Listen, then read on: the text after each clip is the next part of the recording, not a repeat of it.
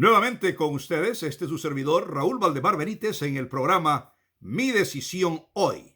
La reflexión de hoy se llama Dios es Espíritu. Jesús, de acuerdo al evangelista Juan, dijo en cierta ocasión, Dios es Espíritu, y los que le adoran en espíritu y en verdad es necesario que le adoren. El segundo de los 10 mandamientos entregados a Moisés indica claramente que no hay que hacerse imágenes ni adorarlas, y especifica que estas imágenes no debieran hacerse en base a el cielo, la tierra o las aguas debajo de la tierra, en alusión a los dioses que tenía la gente de esa época, asociados con elementos de la naturaleza. También el mandamiento segundo implica o indica que adorar imágenes implicaría cosechar consecuencias dañinas para los adoradores y sus descendientes. En otras palabras, el acto de adorar las imágenes traería algún tipo de mal para la persona que lo hiciera y también afectaría a sus descendientes. La razón fundamental por qué este mandamiento es dado es que a Dios hay que entenderlo como lo es su naturaleza. Dios es espíritu y no se lo puede percibir de la misma manera que uno percibe las cosas, porque Él está encima de las cosas, aún encima del espacio. Percibir a Dios a través de una cosa, o por una cosa, o como una cosa, o como una persona, nada más, sería que uno mismo lo está limitando. Por eso es que a Dios se lo entiende no a través de la percepción que uno usa o de la observación, buscando acerca de algo, de alguien, hasta descubrirlo. No, a Dios se lo entiende cuando Él se revela ante las criaturas. En otras palabras, Él toma la iniciativa. Porque nuestra mente es finita y no puede contenerlo. Todo lo que nosotros formamos en la mente, las imágenes, los símbolos, están asociados al espacio, de alguna forma. Y cuando nosotros concebimos una imagen para representar a Dios, lo asociamos con aquellas cosas que ocupan también lugar en el espacio. De esa manera, lo que hacemos es introducir a Dios nosotros dentro del espacio que Él mismo ha creado. Eso no puede ser.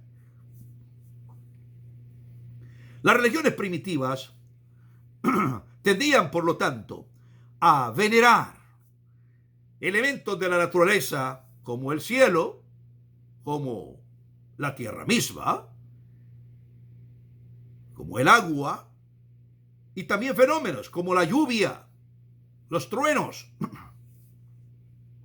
el cielo en función de los astros, la tierra en función de la vegetación, pues el agua, lógicamente, por el agua misma, ya que es tan vital para la sobrevivencia.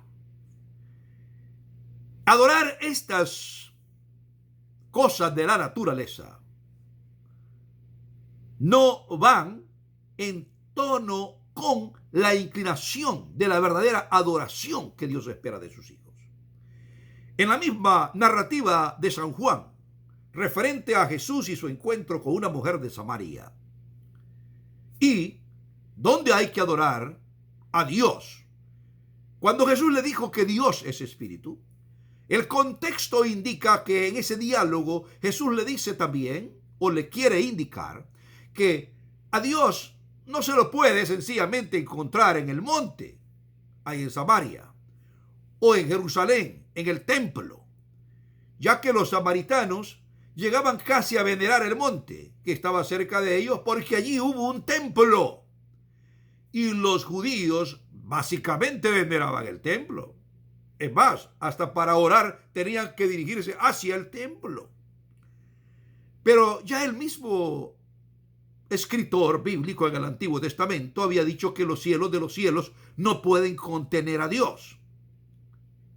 San Pablo, más tarde, en el Nuevo Testamento, o antes de eso, dijo también que el Dios, que es el creador de todo, no habita en templos hechos de manos humanas o por manos humanas. Así que está claro de que la adoración a imágenes va en contra del espíritu o del corazón mismo de la verdadera adoración, de la esencia misma de la verdadera adoración. Porque a Dios, el creador de todo, tenemos nosotros que adorarlo de manera pasiva, es decir, entendiendo que Él se nos va a revelar, que Él es el que viene a nosotros y no nosotros sencillamente a Él. Es volvernos hacia Dios, no encontrarlo, no descubrirlo. La pregunta es, ¿por qué la advertencia de las consecuencias para adorar o al adorar esas imágenes? Sobre las maldades que vendrían. Bien, quizá echemos un vistazo a esos dioses del Antiguo Testamento y miremos la relación que tenían con la actividad diaria de la vida de los adoradores. Por ejemplo, Moloch era un dios que la gente adoraba, tenía asociación con el fuego. Por lo tanto, para adorar a Moloch, sacrificaban las criaturas humanas. Los hijos los ponían por el fuego, los quemaban, y de esa manera podían traer satisfacción a su Dios. Qué consecuencia espantosa, ¿no es cierto? Inclusive hubo reyes en el pueblo de Israel que sacrificaron sus hijos a este Dios. Hay advertencias claras en la Biblia de que no se debe pasar a los hijos por el fuego porque pareciera que había mucha inclinación a adorar a este Dios. Pero también en la Biblia hay advertencias a no adorar a Baal y a Astarot. Baal era el dios de las lluvias y las tormentas. Y Astarot era la diosa de la tierra, de la vegetación, de la fertilidad. Por cuanto Baal también estaba asociado con las lluvias, y las lluvias favorecían la producción agrícola, entonces Baal era relacionado con la fertilidad. Así que la veneración a estos dioses, Baal y a la diosa Astarot, estaba hecha en borracheras y en orgías. Es decir, el vino lo relacionaban con la bendición de Baal y se emborrachaban. Y a Astarot, la diosa de la vegetación, la adoraban en los bosques. Pero la manera de adorarlos era a través de orgías, o sea, encuentros de mucha promiscuidad sexual, en los que definitivamente podría haber no solamente la contaminación de alguna enfermedad, pero que a través de la procreación o engendrar hijos en esos estados de ebriedad y tal vez de contaminación, los hijos iban a cosechar los actos de adoración de estas personas y la misma situación que ellos tenían al adorar a sus dioses iba a ser pasada, aunque en diferentes formas, en traducción de maldad a los descendientes. Esta era la situación terrible. Y sin duda alguna, Dios advierte en el segundo mandamiento de las consecuencias que vendrían al adorar estos dioses. Note usted que el mandamiento especifica imágenes, hacerse imágenes asociadas con la tierra, con el agua y también con el cielo. Y los dioses que se hacían estaban asociados, o las imágenes que ellos hacían, estaban asociadas con esos elementos. Y luego venía el culto que se hacía a ellos. No era solamente hacer las imágenes, pero el culto. Bertrand Russell, el filósofo y escritor inglés, en el libro Historia de la Filosofía Occidental, explica que a Baco, un dios griego, el dios del vino, también se lo adoraba a través de esas borracheras y orgías. En las borracheras se creía que cuando el efecto del alcohol hacía que la persona comenzara a sentirse mareada, ellos creían de que era la intervención divina en su cuerpo, en su mente, y que eran tomados por los dioses. Es por eso que de ahí viene la palabra entusiasmo, o sea, Dios en medio de dentro de la persona, en theo, entusiasmo. Algo parecido a lo que pasaba o sucedía allá en los orientales. De ahí también viene la palabra bacanal, por Baco. Bacanal, que es una palabra muy española, que significa orgías, porque eso era lo que ocurría al adorar a estos dioses. Note usted que las consecuencias son fatales.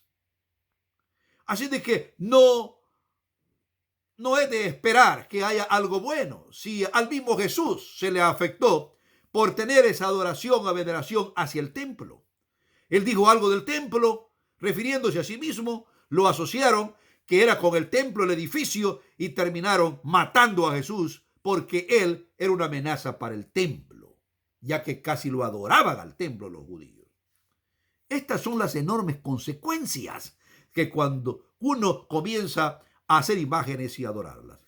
Pero ¿cómo se aplica eso hoy? Nos preguntaremos. Bien, ¿tenemos dioses ahora nosotros? ¿O nos formamos imágenes? Claro que nos formamos imágenes. ¿Cuántos artistas, deportistas, actores, actrices, políticos, líderes religiosos, instituciones? Las tomamos y formamos imágenes de ellas. ¿Cómo es posible que hagamos tales cosas? Nos hacemos ídolos de esas personas. Y a veces ellos son los que dictan la moda, la manera de pensar, de actuar. En vez de entrevistar a un científico para que explique algunos fenómenos, entrevistan a un actor que no ha estudiado nada de ciencias para ver qué opina.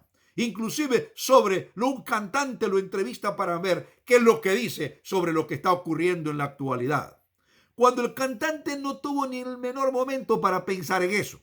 Muchos de esos deportistas, actores, a veces están drogados y viven bajo el efecto de las drogas. Ya nosotros lo sabemos, no todos, pero algunos de ellos. Sin embargo, la gente los venera. ¿Qué pueden producir ellos para beneficio de la juventud de la gente? Pero esos ídolos modernos, líderes religiosos, que la gente hace lo que ellos dicen, aunque sean cosas disparatadas. Y también volver las instituciones, como las iglesias mismas, un ídolo. ¿Cuántas personas creen que su misma iglesia es la única que contiene a Jesucristo? No puede, Dios está con ellos. Si usted no está con ellos, nunca puede encontrarse con Dios. ¿De dónde sacaron semejante cosa? Jesús dijo claramente, Padre nuestro que estás en los cielos, al enseñar aquella oración modelo. Alguien dirá, ¿será que Dios realmente está en los cielos? Recordemos que la palabra cielo en esa época, en la época de Jesucristo, no se refería sencillamente al espacio sideral, donde están las estrellas. Se creía que había tres cielos, el cielo atmosférico, el cielo sideral, donde están las estrellas, y el cielo arriba de eso, o sobre de eso, en donde estaba la divinidad. Jesús se refirió a eso. Por lo tanto, tengamos cuidado ahora para no hacernos ídolos de cosas ni de personas, y menos venerarlos. Porque Dios es espíritu y Él se nos está revelando, y la máxima revelación de Dios es Jesucristo. Que Dios le bendiga y podamos encontrarnos muy pronto en otra reflexión.